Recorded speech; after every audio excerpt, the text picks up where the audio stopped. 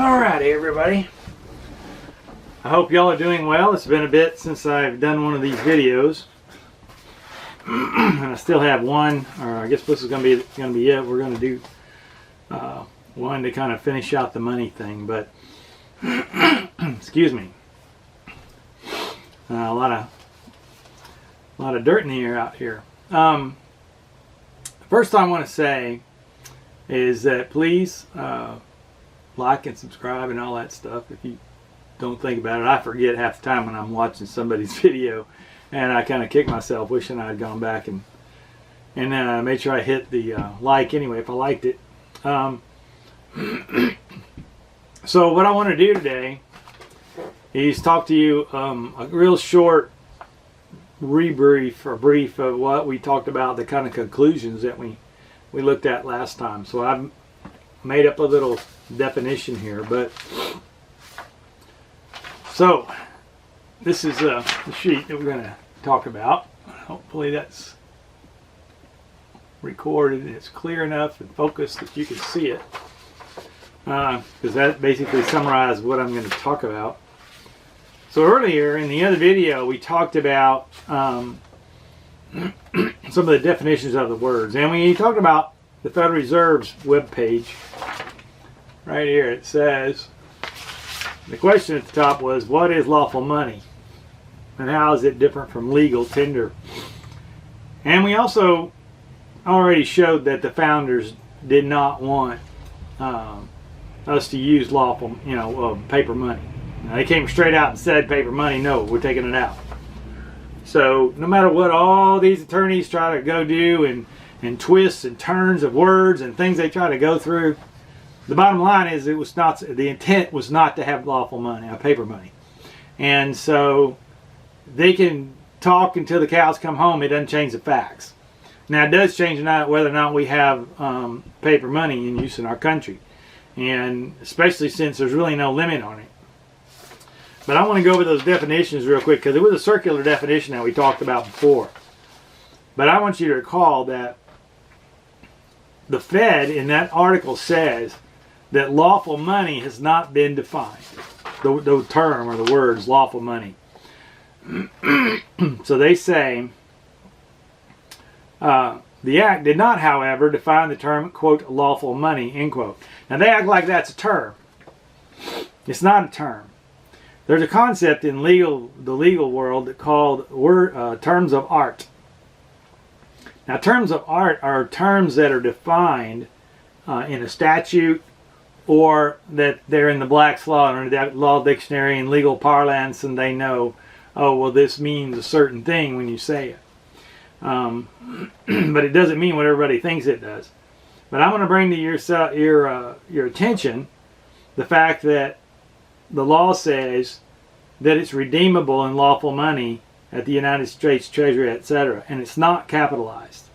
Now, since lawful money are not capitalized, they are common nouns, not proper nouns. So, and since it's not a term of art, because it's not defined anywhere in the statute as what lawful money is, you would take it as the normal English or a combination of legal terms. And lawful, so I went and looked at that. We go lawful. So what is lawful? Lawful basically means that that it's according to the law. And the law says, no state shall make anything but gold and silver coin, a tender and payment of debts. And the law is that the founders took out the power to create the money from thin air. So the paper money is not lawful, and but it can only be lawful money that can be redeemed for. So what lawful money is redeemable? Well, that's going to be gold and silver coin. What a dollar was at the time. There was no U.S. dollars when the country was created. That didn't happen. They didn't actually mint any dollars until 1792 Coinage Act. Now that's a lot of time that went by, and so everybody was dealing in dollars, and dollars were the coins, the Spanish mill dollars, what they called them. And that term comes from that word dollar comes from a kind of a mispronunciation or a change in pronunciation of the word thaler, Thaleer. I think is how you spell it. So I want to say that we know, this is the paper I just showed you. The Fed says lawful money's not been defined, and I already said that. We know money, the word money, is defined in Black's law as to exclude evidence of debt, or i.e. not a note. Notes are not money, according to the law dictionary. And we also know that the word lawful is defined in Black's law as not contrary nor forbidden by the law. So therefore, since the term redeemed in lawful money, which is what they use in that statute, the notes have to be redeemed in lawful money, that any document claiming to be a Federal Reserve note must be redeemable in money, which is not any type of note or debt. So in 1960, I went back and checked the actual time frame. The current $1 Federal Reserve notes were not issued until 1963 is the first time they used them. And those are the ones that originally did not have the term that they would be redeemed in lawful money on them. So the bottom line is, just because it says Federal Reserve note at the top doesn't make it a Federal Reserve note as the statute is talking about, because it doesn't meet the definition. The definition can define the word. So if you have a definition and you go, oh, well, that means it's this. So, if you have an animal, it's got 4 legs, it's pretty big and heavy, can get up to maybe 500 or 600, 700 pounds, walks around, eats grass, chews its cud, and makes a moo sound. Well, we pretty much know that's a cow. So you don't have to say cow if you describe all that, and there's not another animal that would do the same thing. So, and these things I'm talking about, they're common sense. But for some reason, these attorneys just seem to have, and lawyers have just twisted it all around and come up with all this garbage. And now they're printing these Federal Reserve notes, well, these so-called Federal, these pieces of paper, like they're going out of style. They get to print them out of thin air and loan them to you and charge interest for it. They didn't do anything besides type it in the computer and say, oh, you own. It's pretty much more like points. You're away playing a basketball game, oh, you get points. And except for the fact the bankers get to create the points out of thin air. As long as they get you to agree, that you're going to pay the points back. Whether you can or not, it's irrelevant. Because it's not possible to pay all the debt. And we're going to talk about that in just a second. So, one more thing I noticed when I was digging around looking to make sure I had all my facts straight. And that is, there's a differentiation in some of these statutes. You look at that paper again at the bottom, and it said Federal Reserve notes. So I said, is capitalization important? That's what that is. Is capitalization important in law? Now, those who are students of English know that proper nouns are a specific place or thing, is person, place, or thing. That's what we used to say when we was kids. We're taught. And so if it has a capital, then it's a person, a specific thing. Specific person, place, or thing. But lowercase just meant the common term. So if you say reserve, that means like I'm reserving. You just look up the word reserve. But if you put a capital letter on it and it's not the beginning of a sentence, then that means it's a specific entity or thing. It's not the common everyday use in the terms of it is reserved. It's a place to reserve something. That's not what the Federal Reserve is. That is a name, just like Federal Express. It's a name. It's not reserved. But it's interesting that some places the statutes or laws talk about Federal Reserve notes and they use a capital R. In other ones, they don't use a capital R. I find it very interesting that that's that way. And I don't think it's just a typo. I think these guys are too smart for that. So Federal Reserve notes with a capital R might be a different kind of Federal Reserve note that has no capital R. Especially since the law says that Federal Reserve notes are redeemable. Okay. So that's all I wanted to talk about for that particular part of this thing, so let's talk about, or I'm going to talk about, because y'all aren't here talking. You might talk among yourselves. But let's talk a little bit about how we got in this mess, or what's been going on historically over a long period of time.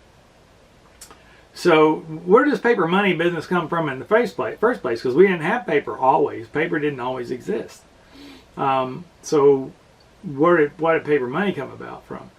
Well, I've read a lot of things over the years, and you might correct my historical error in what I'm getting ready to say, and that's fine. Put it in the comments. I don't care. We'll come back and say I was wrong about something. But I read, and that's true. I did read this, that Marco Polo, around in the 1200 AD time frame, he went over to China, and he saw that the Chinese were using fancy, beautiful pieces of paper, kind of like the stuff we're trying to use, artistic and all that stuff, looking real official. But they used that, and they were acting as if it was gold. And he was writing, when he did his writings about going to China, he laughed at him. He said, this is crazy. They thought they were out of their minds, that they were able to pawn off pieces of paper as real gold when it wasn't. Well, eventually he went back to China, is my understanding, and he went there like 20 years later. And by the time he got back, all those papers weren't worth anything. Now, the Roman Empire, they didn't have paper money. But what they did do is they kept putting less and less precious metals in the coins. And as you can see, as they slowly debased the money over a period of a long time, I mean hundreds of years, down to the point where the money, the coinage had no precious metals whatsoever. And so anyway, that happened there. And then you come into Europe. There's a book, I think I've talked to you guys about this before. It's Popular Delusions in the Madness of Crowds. And they go into several different events that occurred. One of those is the reason that we have the Louisiana Purchase in the United States, because a dude named John Law was over in England. And he was the son of I don't remember what his father's business was. It had something to do with either it was school and education, or he was in money somehow. But bottom line is, John got himself in some trouble by having a duel with a dude, and he killed him.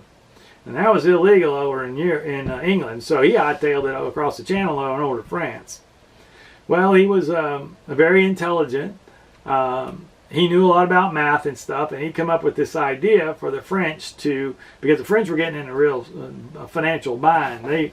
Their Marie Antoinette ended up with her head on a stick, because she said, let them eat cake. Well, they were having money problems in their country, and because the aristocracy had just gone nuts, kind of like what's happening here, and they started spending money like crazy.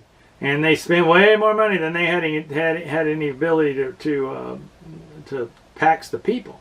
And they were hoping they were going to get all this money back from the New World. Well, it didn't work out that good for them. But though France had claimed the Louisiana Purchase area, well, we called it the Louisiana Purchase at the time, as Louisiana then, and it went all the way up to Canada. It was huge. And so John came up with a scheme. He got real in good with he was basically what they called a dandy, and he got in there good with the king and stuff. And he came up with this, and they asked him for his help. And I don't know why, I don't remember. I'll have to go back and read the book. It's a very interesting book. You find some pretty fascinating stories if you read it.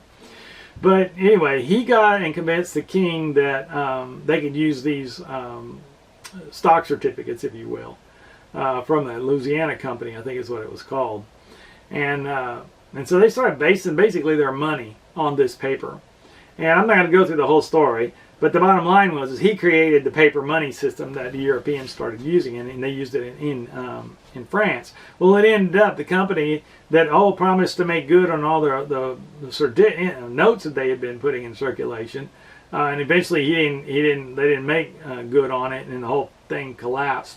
France needed money so bad they were willing to give up the Louisiana Purchase to the Americans for a piddling amount of money.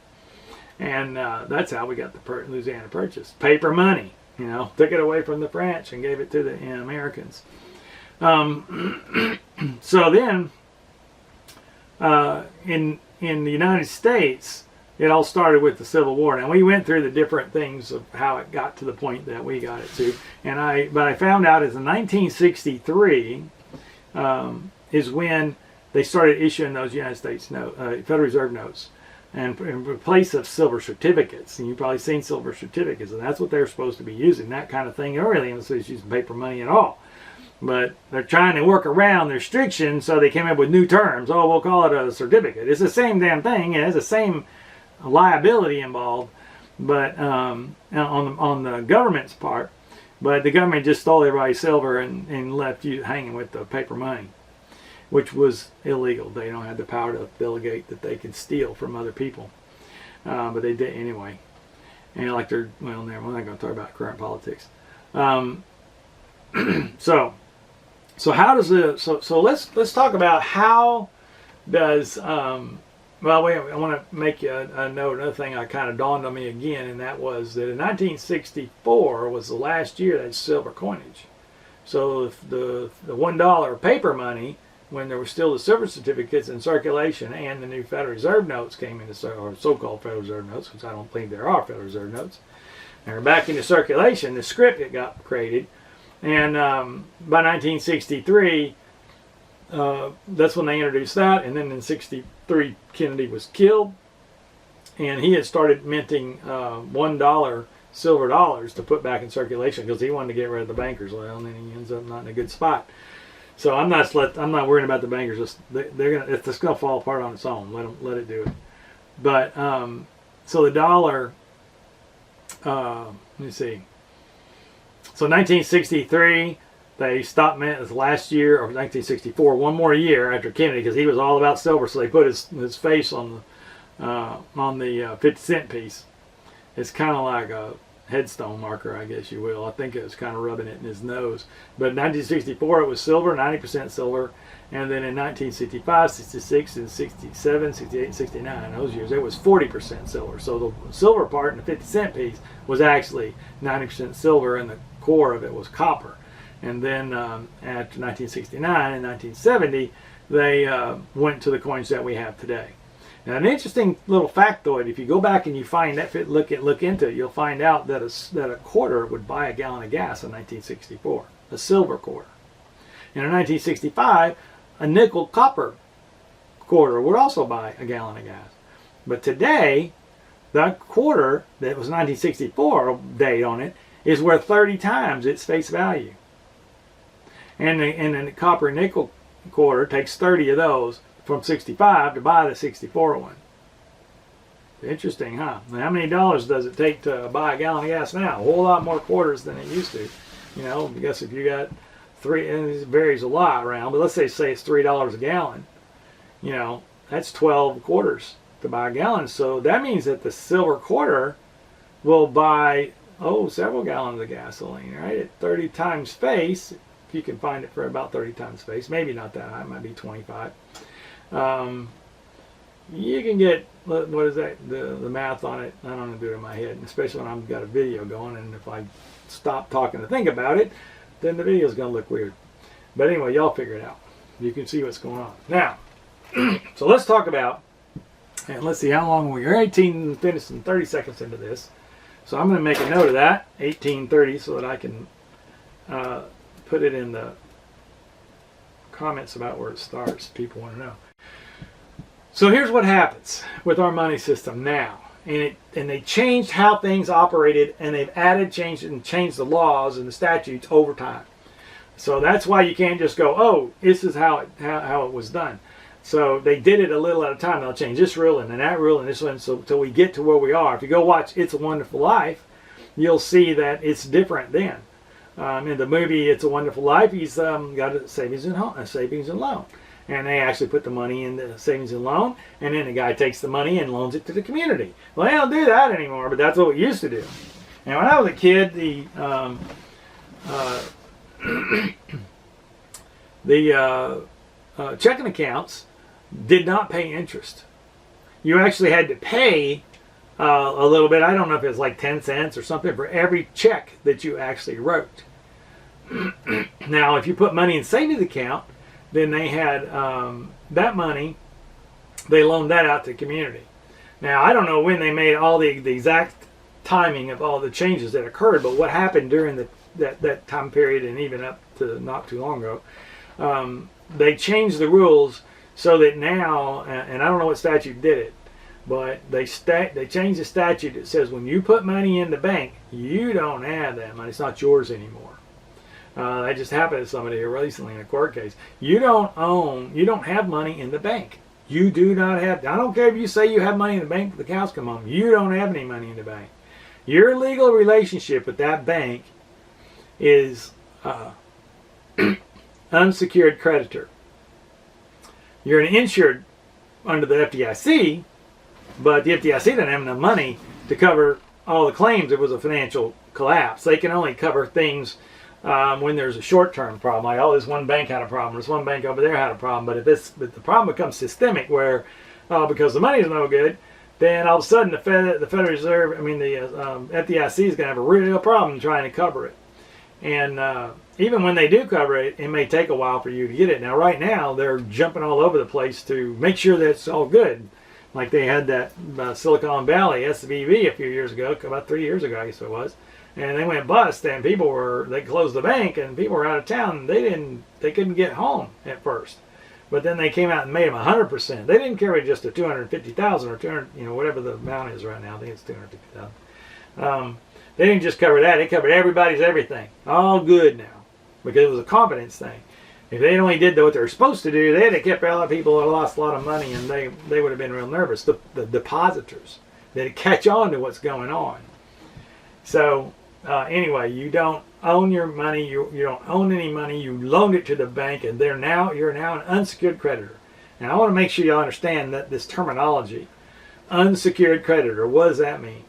That means, like, if you go borrow money and to buy a car, and you pledge the car to the bank that you're going to pay the loan back, the bank is a secured creditor. The security they have that you're going to pay it back is that they can go grab the car and sell it. That's the security. But if you have a credit card and you just write a credit card and you just owe a bunch of money, the credit card companies are unsecured creditors. They don't have a specific piece of property that they can go get if you don't pay. They have to go to court. They have to get, if you don't go bankrupt, they have to go to court and they have to file a lawsuit, and then they have to get a judgment. The judgment has to get gone down, and then they have to figure out if they can enforce that judgment or not, depending on what it is. Whether the sheriff can go along with, oh, well, I want to take their house so they can pay my furniture off or something like that. It doesn't happen very often. It's pretty rare. So let's start with an example. All right, I'm going to try to get this done in about 5 to 10 minutes. So let's say that you, the way it works today, and I forget how it worked before because we're just going to talk about it today. And they have a category called assets in the financial arena. And assets are really two different things. They shouldn't be. It should be a third category, but assets are any physical asset, physical thing, a pencil, a pen, a car, whatever. Those are assets. Liabilities are anything you owe. So if you owe something to somebody, or they have a possible claim on you, then that's a liability. So you have those two. And they basically say that the Federal Reserve notes can be created when there is a pledge of basically if they have a liability from somebody else. So let's do a simple transaction here. We're going to use what's called a T-chart. So you've got assets and liabilities. You're trying to keep it in balance. And hopefully y'all can see this, and I'm going to try to write it big enough. Assets and liability. F4. Put an L on there. Okay. Now this is the bank system, and this is you. Now, this is over here. We're going to say money in circulation. I hope that's big enough that you guys, oh man, that thing is glaring as all get out, isn't it? If I change the light, we'll see. Let's see if I change the light, you can be able to not have that. Nope, that's the wrong one. Let's try this one and see if that gets rid of that glare. Looks like it did. Yep, it did. I think we still have some glare, but it's not too bad. There's one more. I'm going to be dark in here in a minute. Let's see if that works. Okay. Where is that light coming from?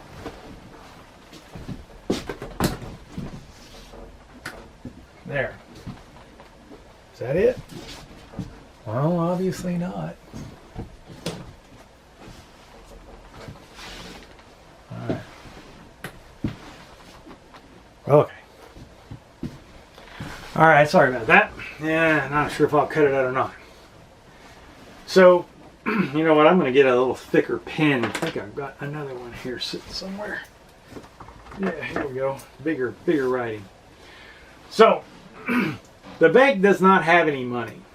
Now, they have some money because the system isn't operational, but in terms of whether they really have the money or not, they don't need any money to do this because they just print it from thin air. They don't. It doesn't work exactly like that. They've got it mixed up so that it's hard for you to figure it out. So, for example, the Federal Reserve doesn't actually print the paper money. The United States government does it through the Bureau of Printing and Engraving, but they're just doing it as a contractor, which is kind of weird. Why are they doing it as a contractor? I can't even get the county to, fix a road or something, and if I pay them for it, we can't do that. You can't pay me to do it. Well, that's what the Federal Reserve is doing. They're paying the federal government for the notes, for those pieces of paper. So anyway, so the bank says, and you come in and you say, I want to borrow $1,000. So you sign a piece of paper called a note, and that's a liability to you. That's $1,000 of liability. And they say, oh, well, that's $1,000 in our account. Now, because they gave you a note that says Federal Reserve note, supposedly, and it's supposed to be a liability to them, they've got $1,000 liability, and you have the $1,000 cash in your hand. So now everything's balanced in terms of money supply. They created a new $1,000, and so now here we're going to talk about the money supply.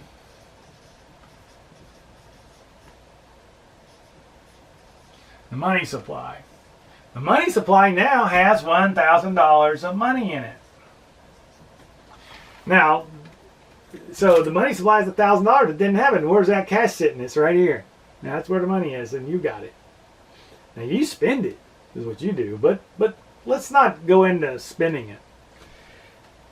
Now the problem is that your note that you gave them, this $1,000 note, that's your note, has a 10% interest, let's say, annual interest on it, 10%.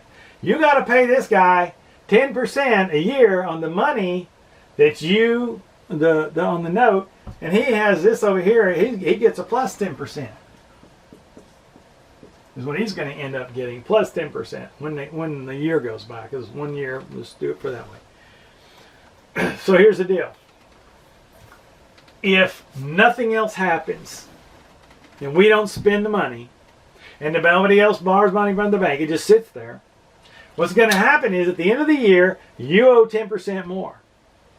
So you owe $1,100. So the debt now has $100 more on that. We're going to add $100 for the 10%. So we have $1,100 that's owed. He's going to say, oh, I got the 10%. So now I have an extra $100. I have an extra $100 in assets because now he owes us $1,100 instead of that much. The only problem is we only created, right here, this is where the Federal Reserve notes are. They're sitting right there in that guy's hand. Everybody claims are cash. His liability, that's your note. Okay, remember that's a note that you wrote. And he's got the asset over here. No, excuse me. I got the wrong place. Let me get my little eraser there. That's not right. Let's fix that. All right. That right there is the liability of the Federal Reserve notes. So that's over here is your note. That's your note. See, this is why people don't understand it. They want to make it all gum. It's like a three card Monte game or something like that. They get all complicated and people get confused. They can't understand what's happening. But the bottom line is that if the year goes by, the bank has an asset of $1,100. You have a liability of $1,100. You have the $1,000 cash that he gave you, and he's got a liability for the face value of that cash. But there is no interest that is owed right here. His note is a non-interest bearing note. So he just printed the Federal Reserve to get the banks to give it. Okay, let's stop that. It's going to make 2 videos. So, I don't know how far back it was. It wasn't very far. So the banks note that the notes that you have, the FRN notes, those pieces of paper don't accumulate interest. You can't go down to the bank and say, here, I got my Federal Reserve note that was printed 5 years ago. Give me some interest on it. They don't do that. But your note, you do. It sits there to accumulate. So the thing is out of balance. Now, at this situation, if we only did this one time, how are you possibly going to pay an $1,100 note with $1,000 cash? And everybody goes, oh, I'll go out and earn some more. The problem is we're not looking at a whole bunch of transactions where it's hidden from you. We're looking at the fundamental single transaction where this happens. You cannot pay this $100 off because dollars are only Federal Reserve notes. They're not the old school dollars anymore. You probably could back when they first switched it over because you could take the old dollars and you could still go pay them, but not anymore. Those aren't out there. They're all gone. They already got paid all to the banks. And so now, and then they switch them into silver and and gold, and so they got the gold and silver, and we got the nothing. So anyway, so right now, let's just say we say I don't want to. But that's pretty much it right there. That's what happens. Now we're in debt $1,000, and he's sitting here going and you can't pay. You give him the $1,000 back in cash. So let's say you give it back to him. So now your liability is only you paid off $1,000. You have a $100 liability.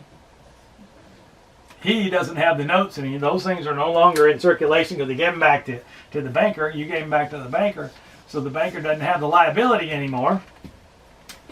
All right. So now you've got a $100 liability, and he got it. He has the note. You get reduced the value of your note because you paid the $1,000. So you subtract $1,000 from that, and you have $100 left that he still has as an asset sitting there wanting you to pay him. But there's the money supply, because you paid it back,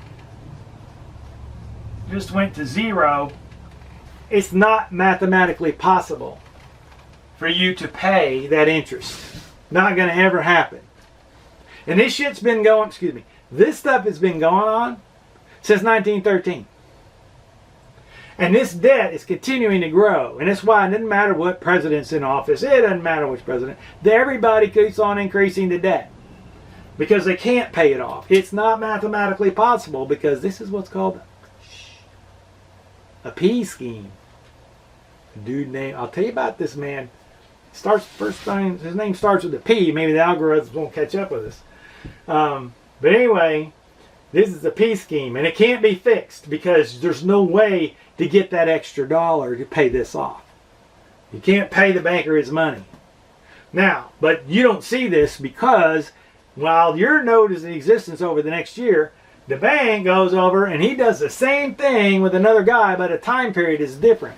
So now that guy over there still has the money that he got when he borrowed it from the bank, and you can go to work for him and earn part of his interest, his principal.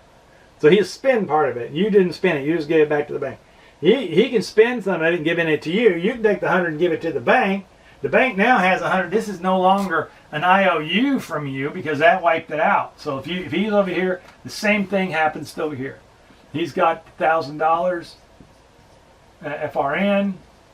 What's all this, Joe? This is Joe. And then he has the $1,000 debt that he owes. And he takes $100 of that and he gives it to you because you work for him. He has $900 left that he's still in cash that he has.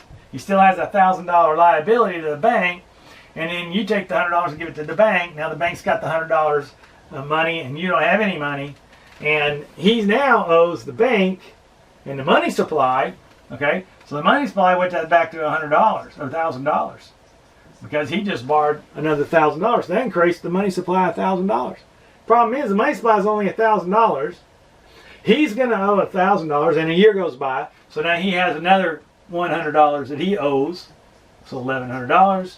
Now, he only has $900 in cash, $1,100 owed. The bank's got $100 of the money that's been floating. Now, this money right here, he's got $100 of it. And now he's in the hole, and the actual debt is now increased to the point that if he were to take, he cannot mathematically pay it anymore. It's not possible.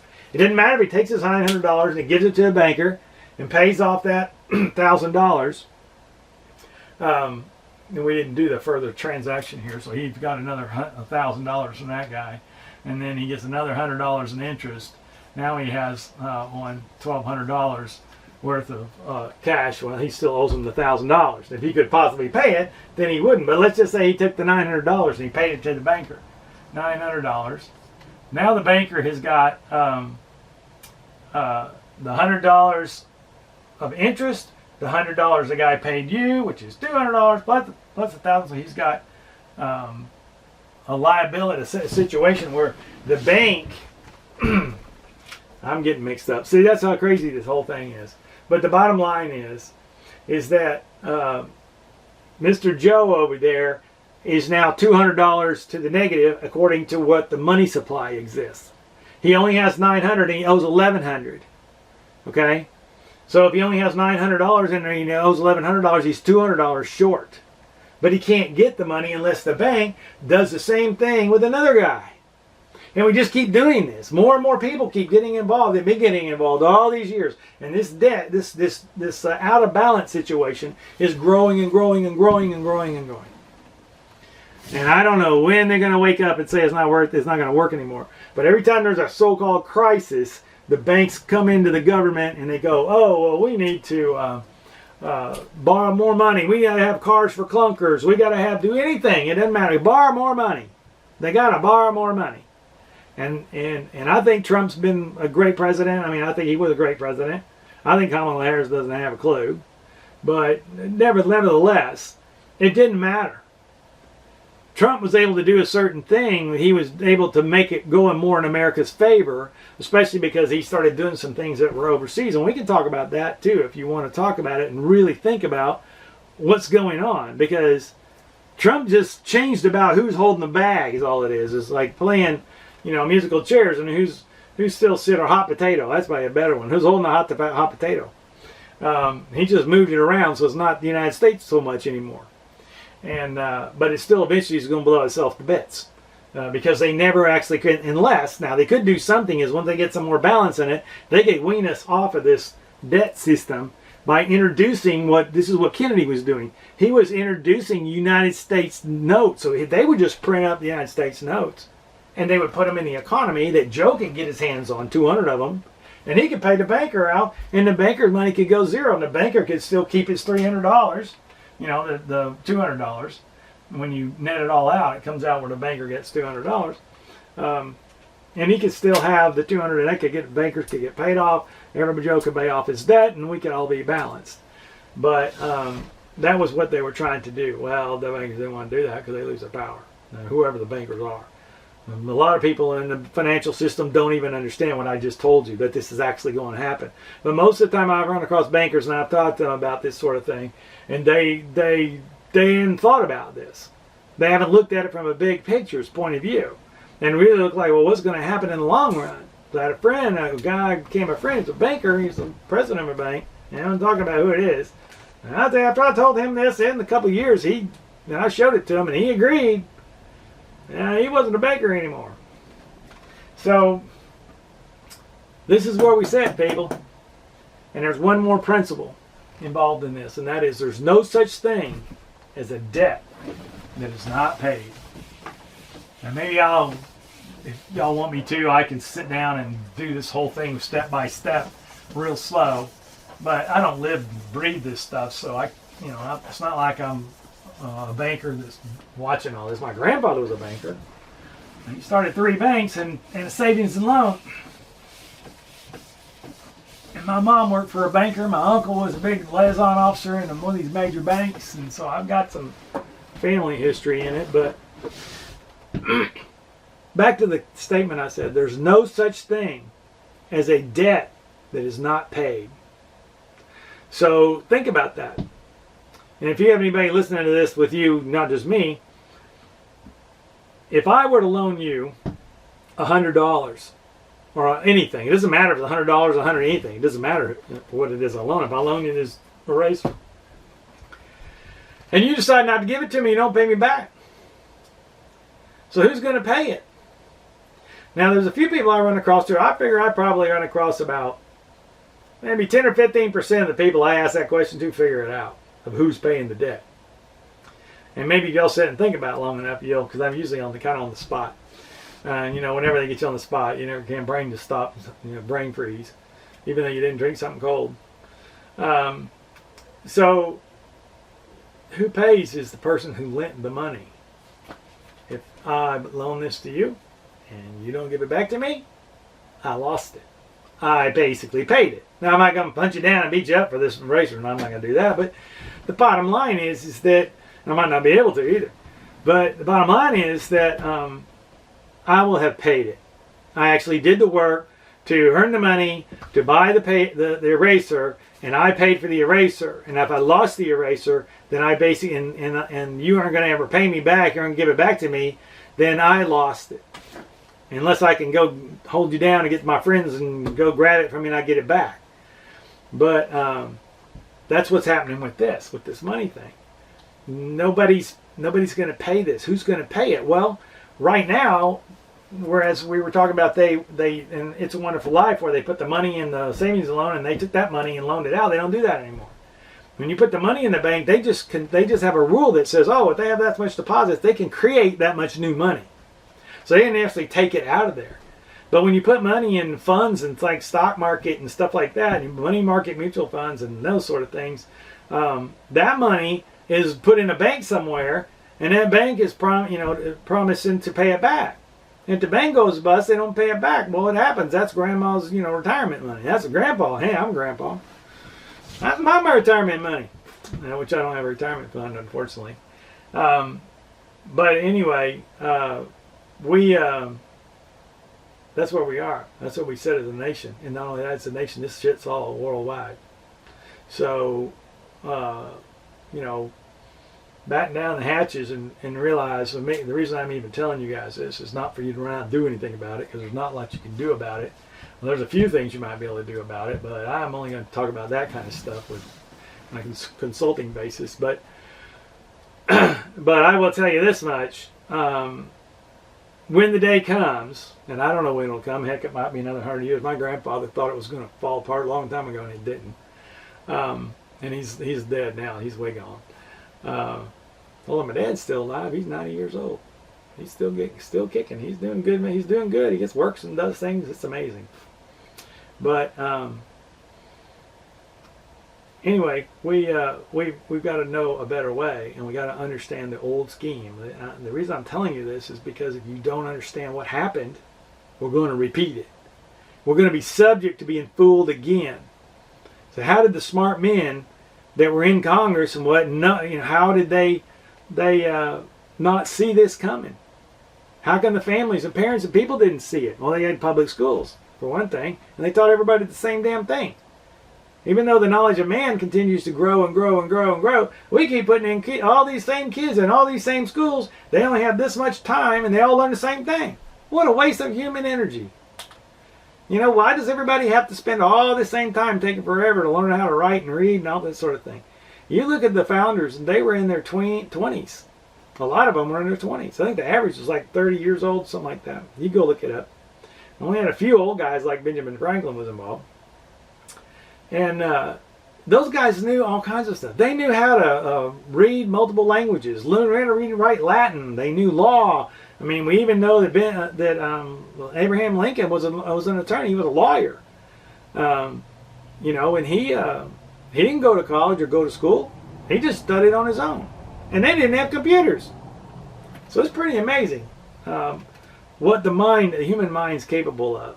When I was growing up, we used to all remember each other's telephone numbers. I don't know how many numbers I had in my head, but you saw a person and you could say, oh, I know so-and-so's number is 2493476. It was only 7 digits at the time. There were only 7 numbers to remember for each person that you wanted to remember to call.